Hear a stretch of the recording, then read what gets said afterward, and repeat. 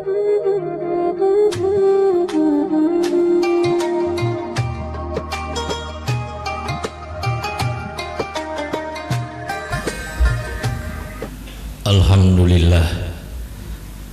alhamdulillahilladzi khalaqas samawati wal ard wa ikhtilafil laili wan nahar la ayati li ulil albab. Asyhadu an la ilaha illallah wahdahu la syarikalah wa asyhadu anna Muhammadan abduhu wa rasuluhu mab'uts rahmatan lil alamin. Allahumma salli wa sallim wa barik ala Sayyidina Muhammad wa ala alihi wa ashabihi ajma'in. Ayuhal muslimun ittaqullah haqqa tuqatih wa la tamutunna illa wa antum muslimun. Wa qala Allah ta'ala fil Qur'anil Karim, a'udzu billahi minasy syaithanir rajim. Ya ayyuhalladzina amanu taqullaha haqqa tuqatih wa la tamutunna illa wa antum muslimun. Shadaqallahul azim. Sidang jamaah Jumat yang dimuliakan Allah, tiada terasa hari ini kita berada pada tanggal 1 Sya'ban. Kita syukuri nikmat Allah, perjalanan waktu menjadikan kita berjumpa dengan bulan Sya'ban, dan bulan depan adalah bulan Ramadan. Bulan Sya'ban itu bulan ke-8, bulan Ramadan itu bulan ke-9. Mudah-mudahan Allah memanjangkan umur kita, memberi kita kesehatan, kekuatan, kesempatan, sehingga kita semua dapat berjumpa dengan bulan suci Ramadan yang disebut sebagai penghulu segala bulan, Syaidus Syuhur, penghulu segala bulan. Kalau hari Jumat ini Syaidul Ayyam, penghulu segala hari. Maka beruntunglah orang-orang yang juga menyegerakan datang ke masjid untuk segera mendekatkan diri kepada Allah, karena hari ini adalah hari yang paling mulia di sisi Allah. Jamaah, di penghujung bulan Rajab terjadi peristiwa yang kita kenal Isra dan Mi'raj. Peristiwanya sudah lama sekali, tahun 620 Masehi kalau dihitung dari kalender Masehi. Nabi itu diutus tahun 610, artinya 10 tahun lebih kurang ketika beliau sudah menjadi Rasul, Allah memperjalankan beliau. Berapa jarak peristiwa itu dengan kondisi kita hari ini? 1402 tahun. 2022 dikurang 620, maka kita tahu 1402 tahun. Kok tidak bosan-bosannya umat Islam membahas masalah Isra dan Mi'raj ini? Isra dan Mi'raj ini bukan dongeng, bukan peristiwa biasa. Isra Mi'raj ini akan selalu relevan sepanjang masa untuk didiskusikan, dibahas, karena di dalam Isra dan Mi'raj itu banyak hikmah, banyak pelajaran, inspirasi, bahkan gagasan ilmu pengetahuan masa depan. Tidak bisa dipungkiri itu dari Isra dan Mi'raj. Kalau hari ini kita ke Medan naik bis, kemudian teman kita naik pesawat, siapa yang lebih cepat? Yang naik pesawat. Kenapa? Karena dia menggunakan transportasi yang lebih canggih. Nabi Muhammad diisrakan oleh Allah, kemudian dimi'rajkan, dikasih kendaraan namanya burak. Jadi gagasan kebangkitan dalam bidang transportasi itu dimulai oleh Nabi Muhammad SAW. Hari ini orang operasi jantung, ginjal, sesar. Nabi Muhammad sebelum sibuk kita bicara tentang operasi, beliau sudah menceritakan, saya dibelah dada saya. Kemudian ketika Nabi Muhammad tiba di Mekah, usai subuh, lalu ditantang oleh orang-orang kafir untuk membuktikan perjalanannya. Catatan, ini bukan mimpi, karena tidak ada mimpi yang didebat. Kalau saya cerita sama bapak semua, saya tadi malam baru dari Amerika Serikat. dalam mimpi, maka semua orang mengatakan mimpi. Tapi kalau saya mengatakan itu saya lakukan, maka bapak dan ibu akan mendebat. Dan itu yang terjadi pada peristiwa Isra dan Mi'raj. Mereka menguji Nabi. Mereka tanya, kalau betul kamu sudah ke Masjidil Aqsa, saya ingin tanya, bagaimana Masjidil Aqsa itu? Berapa banyak di antara kita yang sudah sering ke Masjid Raya? Ada orang nikah, sholat di sana. Saya mau tanya, berapa jumlah jendela Masjid Raya? Berapa jumlah anak tangga Masjid Raya? Nabi Muhammad belum sempat menghitung, ditanya. Apakah beliau menjawab, saya ke Masjidil Aqsa dulu, nanti saya jawab? Oh tidak, di dalam hadis dikisahkan Rasulullah mengatakan, Allah memperlihatkan di hadapanku Masjidil Aqsa dan aku menjawab semua yang mereka tanya. Ini apa bedanya dengan bapak dan ibu sedang di Jakarta?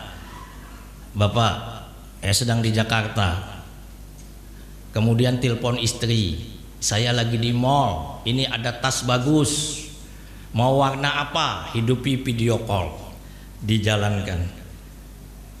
Atau ibu sedang ada di Jakarta, mau belikan ikat pinggang suaminya.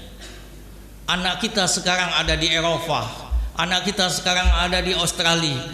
Dalam detik kita bisa bicara dengan dia melalui video call.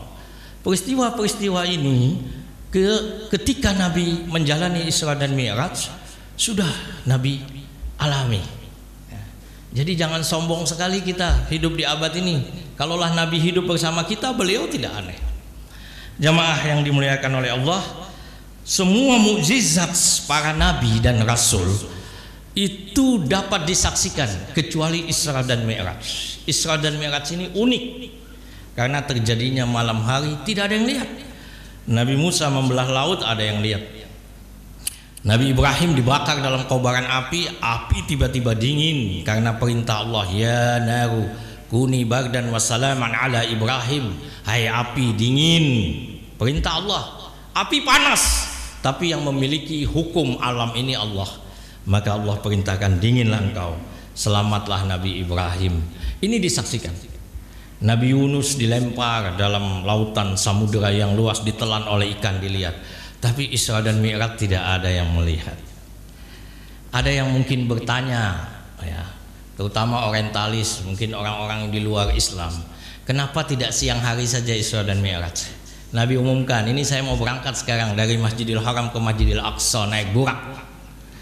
Jemaah yang dimuliakan oleh Allah, tidak ada jaminan mukjizat-mukjizat dalam perjalanan sejarah yang disaksikan orang akan taat. Nabi Musa membelah laut, laut terbelah, orang Bani Israel selamat. Tapi ketika mereka sudah lepas dari kejaran Firaun, mereka masih mau minta dibuatkan berhala. Nabi Shu'aib mengetuk batu, keluar unta. Unta mengeluarkan batu, tapi oleh umatnya unta itu dibunuh. Nabi Muhammad pernah membelah bulan, dan kejadian itu pertama dibilang sihir. Tapi kemudian orang terkejut karena para pedagang-pedagang yang beberapa hari kemudian masuk kota Mekah ditanya oleh Abu Jahal, apa kamu melihat ada bulan terbelah pada tanggal sekian hari sekian? Oh ada. Artinya peristiwa ini benar terjadi. Mereka juga tidak beriman. Jadi tidak ada jaminan kalau peristiwa itu disaksikan orang beriman. Lalu kenapa secara rahasia? Karena ini ujian iman. Wahyu juga diterima oleh Rasulullah secara rahasia. Tidak ada yang menyaksikan peristiwa di dalam Gua Hira kecuali Rasulullah berjumpa dengan Jibril. Bagi orang beriman, dia percaya. Karena itu persoalan Isra dan Mi'raj ini secara iman selesai. Kita tidak mempersoalkan lagi. Karena bagi Allah menciptakan alam ini saja Allah bisa, apalagi kalau hanya sekedar Isra dan Mi'raj, kecil itu. Coba perhatikan surah Al-Ghafir ayat 57, la khalqus samawati wal ard akbaru min khalqin nas walakinna aktsaran nasi la ya'lamun. Sungguh penciptaan langit dan bumi itu lebih besar, lebih dahsyat dari hanya menciptakan manusia. Akan tetapi kebanyakan manusia tidak mengetahui. Allah ingatkan, manusia ini tidak langsung ganteng seperti ini. Kita pertama itu tanah. Laqad khalaqnal insana min sulalatin min tin. Kita berasal dari saripati tanah. Tidak bisa dibantah ini. Kita makan semua dari tanah. Sapi, kambing yang kita makan juga makan dari tanah. Kemudian kata Allah, dari tanah itu kami jadikan nutfah, cairan. Lalu nutfah itu kami jadikan alaqah, segumpal darah, melekat dia di rahim. Kata para ahli kedokteran, zigot kalau dipoto bentuknya seperti lintah. Semua manusia yang terlahir hari ini sama bentuknya seperti lintah. Alaqah, alaqah itu kami jadikan mudrah, kata Allah, daging, segumpal daging. Lalu segumpal daging itu kata Allah kami jadikan dia tulang belulang, idhaman lahman, tulang belulang itu kami balut dia dengan daging. Ini diceritakan Allah dalam surah Al-Mu'minun ayat 12-14, jauh sebelum ilmu kedokteran yang mengetahui tahap penciptaan manusia.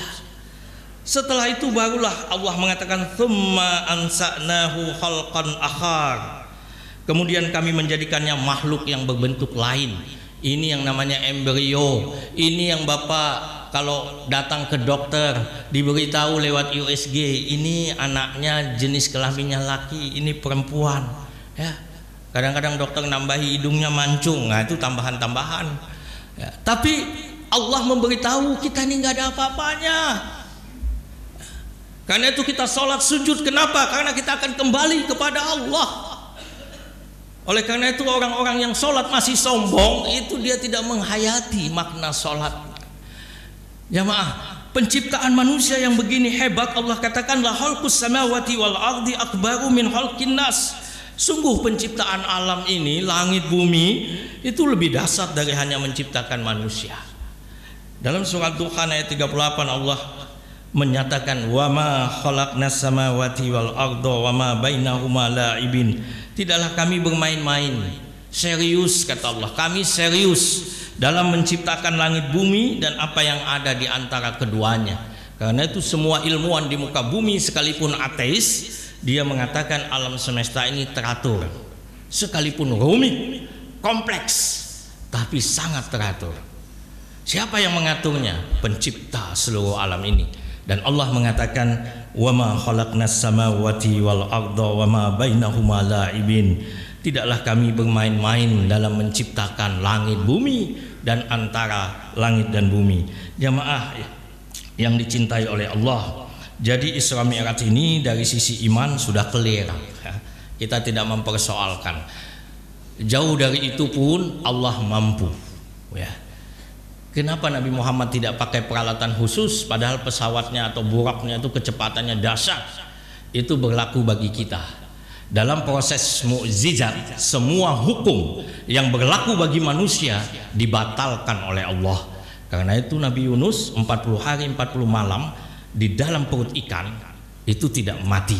Manusia masuk dalam perut ikan kena enzim dikunyah hancur. Nabi Yunus tidak, karena Allah batalkan hukum itu terhadap Nabi Yunus. Maka semua proses hukum-hukum yang dipahami manusia hari ini tidak berlaku pada proses Isra dan Mi'raj, tapi gagasannya itu memberikan inspirasi bagi kita sekarang. Jamaah yang dimuliakan oleh Allah, dalam khutbah yang singkat ini ada beberapa poin penting ya, yang ingin saya sampaikan, bahwa perjalanan Isra dan Mi'raj ini sebenarnya adalah pembekalan kepemimpinan. Karena Rasulullah itu nanti akan menjadi pemimpin di Madinah. Peristiwa ini terjadi di Mekah ya. Beberapa tahun nanti Nabi akan hijrah. Karena itu Isra dan Mi'raj ini ada dua dimensi. Pertama dimensi horizontal, itu yang dinamakan Isra. Subhanalladzi asra bi abdihi lailam minal masjidil haram ilal masjidil aqsa alladzi barakna haulahu linuriyahu min ayatina innahu huwas samiul basir. Maha suci Allah yang memperjalankan hambanya. Tidak ada satu kalimat Nabi ketika jumpa Abu Jahal, saya baru pergi ke Masjidil Aqsa, tidak. Tapi yang dikatakan Rasulullah, saya diperjalankan oleh Allah. Karena itu kalau Allah yang melakukan, itu tidak ada lagi pertanyaan, karena dasar peristiwa ini. Jamaah yang dimuliakan oleh Allah, perjalanan ini sifatnya horizontal. Kemudian nanti Nabi Mi'raj, naik ke langit. Para ulama membagi ada 2 ayat ya. Linuriyahu min ayatina. Tujuan daripada Isra dan Mi'raj ini Allah ingin memperlihatkan sebagian tanda-tanda kebesarannya. Ayat pertama adalah ayat-ayat ardhiyah. Itu yang kita pelajari hari ini secara sains. Ada matahari, ada bumi, ada miliaran benda langit lainnya. Kemudian ada ayat-ayat al-kubra. Ini sudah bicara gaib.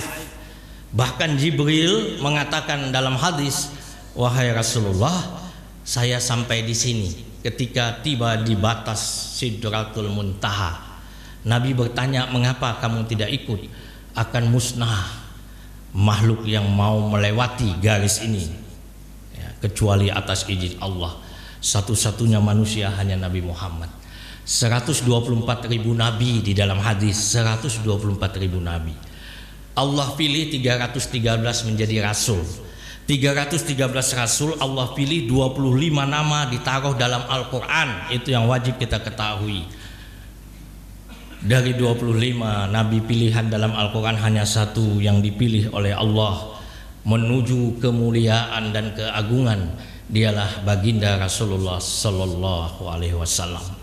Karena itu siapa yang mencintai beliau kelak nanti akan bersama beliau, diselamatkan kita di alam akhirat. Pelihara terus cinta Rasulullah, karena Rasulullah pernah mengatakan, anta ma'aman ahbabta, kamu akan bersama orang yang kamu cintai. Artinya kalau kamu mencintai saya, kata Rasulullah, kamu akan bersama saya nanti di dalam surga. Jamaah yang dimuliakan oleh Allah, karena itu kita bisa paham kenapa suatu subuh di kota Madinah, Nabi Muhammad sudah azan dikumandangkan oleh Bilal, Nabi belum keluar.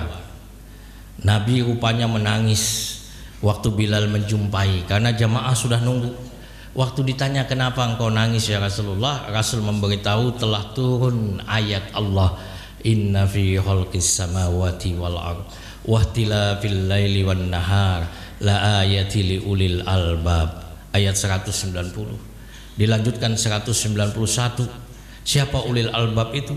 Alladzina yazkurunallaha qiyaman wa qu'udan wa ala junubihim wa yatafakkaruna fi khalqis samawati wal ard. Rabbana ma khalaqta hadza batila subhanaka faqina adzabannar. Pertanyaan kita, kenapa Nabi nangis? Ketahuilah, karena ketika ayat ini turun, Nabi Muhammad pasti bisa membayangkan perjalanan yang sudah beliau lakukan lewat Isra dan Mi'raj.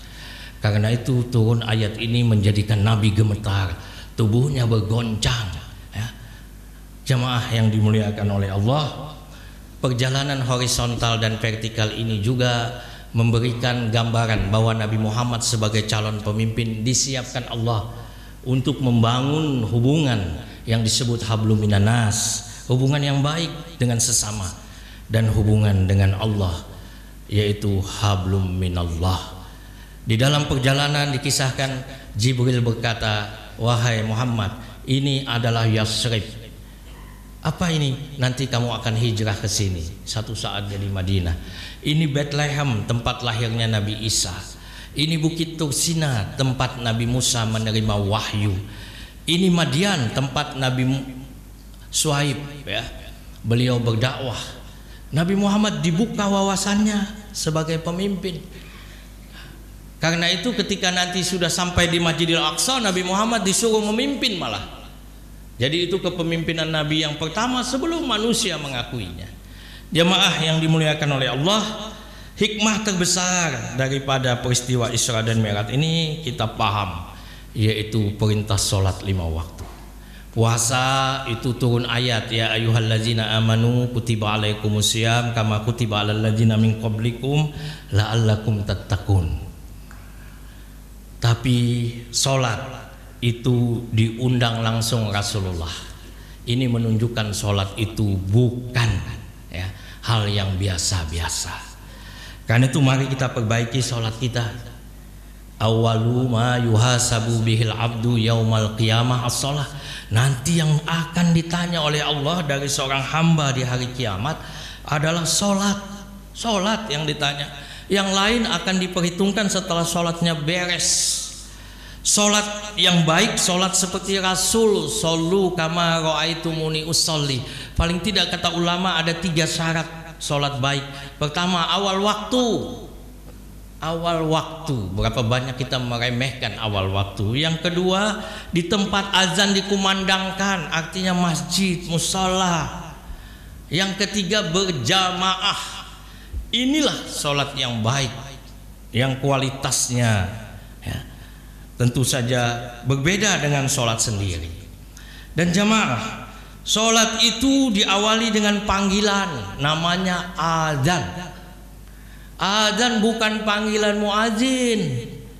Itu jawaban kenapa ketika azan banyak orang tidak datang ke masjid, karena mindset paradigma kita azan panggilan muazin. Itu kekeliruan. Azan panggilan Allah yang disuarakan muazin. Kalau itu yang kita pahami, maka kita akan gemetar, kita akan takut. Begitu azan berkumandang, apalagi azan itu diawali dengan kata-kata Allahu Akbar. Apa artinya? Yang lain kecil, yang besar hanyalah Allah. Dalam konteks tertentu secara syar'i ada diizinkan orang untuk tidak memenuhi panggilan azan langsung, sedang operasi, sedang ada kebakaran, menolong orang. Tapi kalau hanya duduk di warung kopi, kalau hanya lihat TV, kalau hanya baca koran, kalau hanya mimpin rapat, apalagi kita pimpinan, kita bisa mengatakan kita akan lanjutkan nanti setelah azan, setelah sholat. Jamaah yang dimuliakan oleh Allah, jadi azan ini bukan panggilan manusia. Allah memanggil kita ini banyak. Haji panggilan Allah, puasa panggilan Allah, zakat panggilan Allah. Panggilan Allah yang namanya sholat boleh disiasati, silahkan, resikonya nanti sama Allah. Panggilan Allah yang namanya haji banyak yang mensiasati. Panggilan Allah yang namanya zakat banyak yang mensiasati. Panggilan Allah namanya puasa, ada yang bilang tahun depan juga masih ada puasa. Tapi ingat, ada panggilan Allah yang kita tidak bisa mengelak, kullu nafsin dha'iqatul maut. Dan itu yang digambarkan oleh Al-Quran ketika nanti di dalam alam kubur, berapa banyak orang yang berseru, ya Allah kembalikan saya ke dunia, saya akan berbuat baik ya Allah, saya akan penuhi panggilanmu ya Allah. Tapi kata Allah, no way, tidak ada jalan lagi. Jangan sampai itu terjadi dalam kehidupan kita. Jamaah, azan tadi baru berkumandang, azan itu tidak pernah putus. Sebentar lagi di Malaysia nanti berkumandang azan. Terus sejak tadi subuh, azan subuh di Makassar. Selesai azan subuh di Makassar, itu langsung dilanjutkan lagi dengan azan subuh di daerah Kalimantan, azan subuh di daerah Jawa, azan subuh sampai ke kita, azan subuh nanti sampai ke Malaysia. Karena itu sholat Jumat nanti di Masjidil Haram 4 jam dari sekarang. Artinya 24 jam azan itu tidak pernah berhenti. Dan azan ini adalah panggilan Allah yang maha sempurna. Tidak ada yang bisa mengganti dan menandingi panggilan Allah yang bernama azan ini. Ingat, dalam hadis Abu Hurairah disebutkan, kalau ada azan kita disuruh menjawab. Ketika Bilal azan, dalam hadis riwayat Ahmad Nasai, Rasul mengatakan, siapa yang mengucapkan seperti yang dilantunkan oleh Bilal, maka dia akan masuk surga, akan masuk surga. Karena itu kalau ada azan, ya kita berhenti, kita ikuti. Ada yang hayalas sholah, hayalal falah, kita ganti la haula wala quwata illa billah. Ini ada dalam hadis, tapi kita disuruh mengikutinya. Bahkan Rasulullah dalam hadis Abu Daud juga menyebutkan, dan Ibnu Hibban, ucapkan seperti yang diucapkan muazin, jika kamu telah selesai berdoalah maka kamu akan dikabulkan. Berdoa akan dikabulkan. Jamaah, ini momen yang Allah sediakan. Hadirin yang dimuliakan oleh Allah, sholat ini kunci kejayaan. Umat Islam tidak akan pernah berjaya kalau mengabaikan sholat. Karena itu dalam untayan hayya 'alas sholah, hayya 'alal falah, Mari dirikan sholat, maka kita akan mencapai kejayaan. Itu sebabnya sebagai seorang beriman tidak ada yang ikhlas ketika ada orang yang menyandingkan azan. Jangankan dengan suara binatang, menyandingkan azan dengan suara manusia, lagu dan musik haram hukumnya. Jamaah yang dicintai oleh Allah, ini simbol agama kemuliaan kita. Mudah-mudahan dengan peristiwa Isra dan Mi'raj ini Allah menurunkan keberkahan dalam hidup dan kehidupan kita, keluarga kita, masyarakat kita. Mari penuhi panggilan Allah. Janji Allah pasti akan diturunkan berupa keberkahan baik dari langit maupun dari bumi. Alhamdulillah. Alhamdulillahil wahidil ahad. Ahmaduhu subhanahu wa huwal fardus samad. Asyhadu an la ilaha illallah wahdahu la syarikalah. Lam yalid walam yulad walam yakul lahu kufuwan ahad. Wa asyhadu anna Muhammadan abduhu wa rasuluhu mab'utsu rahmatan lil alamin. Allahumma salli wa sallim wa barik ala Muhammad wa ala alihi wa ashabihi ajmain. Ayyuhal muslimun ittaqullaha haqqa tuqatih wa la tamutunna illa wa antum muslimun. Wa qala Allah ta'ala fil Qur'anil aziz, a'udzu billahi minasy syaithanir rajim, ya ayyuhalladzina amanu taqullaha haqqa tuqatih wa la tamutunna illa wa antum muslimun. Barakallahu li wa lakum fil Qur'anil azim wa nafa'ani wa iyyakum bima fihi minal ayati wa dzikril hakim wa taqabbala minni wa minkum tilawatahu innahu huwas samiul alim.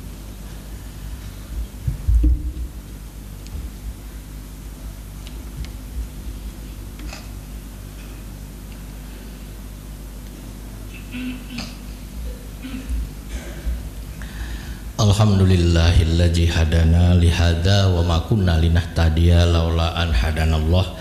Asyhadu an la ilaha illallah wa asyhadu anna Muhammadar Rasulullah.